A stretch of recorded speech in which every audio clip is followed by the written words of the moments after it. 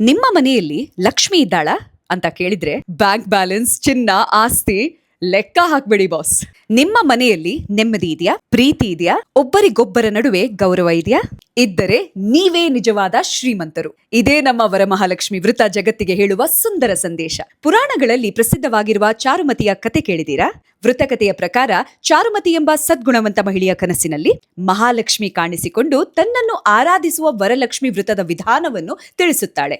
ಚಾರುಮತಿ ಅದನ್ನು ಭಕ್ತಿಯಿಂದ ಆಚರಿಸುತ್ತಾಳೆ. ನಂತರ ಇತರ ಮಹಿಳೆಯರು ಅವಳೊಂದಿಗೆ ಸೇರಿ ವ್ರತ ಮಾಡುತ್ತಾರೆ. ಅಲ್ಲಿಂದ ತಲೆಮಾರುಗಳಿಂದ ತಲೆಮಾರಿಗೆ ಸಾಗಿ ಬಂದ ನಂಬಿಕೆ ಮತ್ತು ಸಂಪ್ರದಾಯವೇ ವರಮಹಾಲಕ್ಷ್ಮಿ ವ್ರತ. ಶ್ರಾವಣ ಮಾಸದ ಶುಕ್ರವಾರ ಆಚರಿಸುವ ಈ ಹಬ್ಬದಲ್ಲಿ ಮತ್ತೊಂದು ಸುಂದರ ಅರ್ಥವನ್ನು ನಾವು ಕಾಣಬಹುದು. ಹೊರಗೆ ಮಳೆ, ಸುತ್ತಲೂ ಹಚ್ಚ ಹಸಿರಾದ ಪ್ರಕೃತಿ. ಅದೇ ರೀತಿ ನಮ್ಮ ಮನೆಯೊಳಗೂ ಹೊಸತನ, ಸಕಾರಾತ್ಮಕತೆ, ನೆಮ್ಮದಿ ಮತ್ತು ಸಮೃದ್ಧಿ ತುಂಬಲಿ ಎಂಬ ಆಶಯ. ಒಮ್ಮೆ ಪೂಜೆಯನ್ನೇ ಗಮನಿಸಿ. ಕಳಶ, ತೆಂಗಿನಕಾಯಿ, ಎಲೆಗಳು, ಧಾನ್ಯ, ಹೂವು, ದೀಪ, ಪ್ರಕೃತಿ ಕೊಟ್ಟ ವಸ್ತುಗಳನ್ನೇ ದೇವರಿಗೆ ಅರ್ಪಿಸಿ ನಮ್ಮ ಬದುಕು ಪ್ರಕೃತಿಯೊಂದಿಗೆ ಎಷ್ಟು ಆಳವಾಗಿ ಬೆಸೆದುಕೊಂಡಿದೆ ಎಂಬುದನ್ನು ನೆನಪಿಸಿಕೊಳ್ಳುತ್ತೇವೆ. ಇನ್ನೂ ಸುಂದರವಾದ ಸಂಪ್ರದಾಯ ಯಾವುದು ಗೊತ್ತಾ? ಮುತ್ತೈದೆಯರನ್ನು ಮನೆಗೆ ಕರೆದು ಗೌರವಿಸುವುದು. ಅದು ಕೇವಲ ಸಂಪ್ರದಾಯವಾಗಿ ಉಳಿಯದೆ ಸ್ತ್ರೀ ಶಕ್ತಿಯನ್ನು ಗೌರವಿಸುವ ಸಂದೇಶವಾಗಲಿ. ಆದರೆ ಬಾಸ್, ಇವತ್ತು ದೇವರ ಕೋಣೆಯಲ್ಲಿರುವ ಲಕ್ಷ್ಮಿಗೆ ಹೂ ಹಾಕುವುದಕ್ಕಿಂತಲೂ ದೊಡ್ಡ ಪೂಜೆ ಒಂದಿದೆ.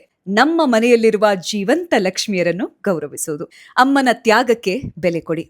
ಹೆಂಡತಿಯ ಕನಸುಗಳಿಗೆ ರೆಕ್ಕೆ ಕೊಡಿ. ಮಗಳ ಧೈರ್ಯಕ್ಕೆ ಬೆಂಬಲವಾಗಿ ನಿಲ್ಲಿ. ಅಕ್ಕ ತಂಗಿಯ ಪ್ರೀತಿಯನ್ನು ಕಾಪಾಡಿ. ಯಾಕಂದ್ರೆ ದೇವರ ಕೋಣೆಯ ಲಕ್ಷ್ಮಿಯನ್ನು ಪೂಜಿಸಿ ಮನೆಯ ಲಕ್ಷ್ಮಿಯ ಕಣ್ಣಲ್ಲಿ ನೀರು ತರಿಸಿದ್ರೆ ಆ ಪೂಜೆಗೆ ಅರ್ಥವಾದ್ರೂ ಏನು? ಹಣದಿಂದ ದೊಡ್ಡ ಮನೆ ಕಟ್ಟಬಹುದು, ಆದರೆ ಪ್ರೀತಿ, ಗೌರವ ಮತ್ತು ನೆಮ್ಮದಿಯಿಂದ ಮಾತ್ರ ಮನೆತನ ಕಟ್ಟಬಹುದು. ಈ ವರಮಹಾಲಕ್ಷ್ಮಿ ಹಬ್ಬ ನಿಮ್ಮ ಮನೆಗೆ ಕೇವಲ ಧನವನ್ನಲ್ಲ, ಆರೋಗ್ಯ, ನೆಮ್ಮದಿ, ಪ್ರೀತಿ, ಗೌರವ ಮತ್ತು ಸಮೃದ್ಧಿಯನ್ನು ತರಲಿ. ನಾಡಿನ ಸಮಸ್ತ ಜನತೆಗೆ ವರಮಹಾಲಕ್ಷ್ಮಿ ಹಬ್ಬದ ಹಾರ್ದಿಕ ಶುಭಾಶಯಗಳು. ಲಕ್ಷ್ಮಿಯನ್ನು ಪೂಜಿಸೋಣ, ನಮ್ಮ ಮನೆಯ ಲಕ್ಷ್ಮಿಯನ್ನು ಗೌರವಿಸೋಣ. ಎಲ್ರಿಗೂ ಶುಭವಾಗಲಿ.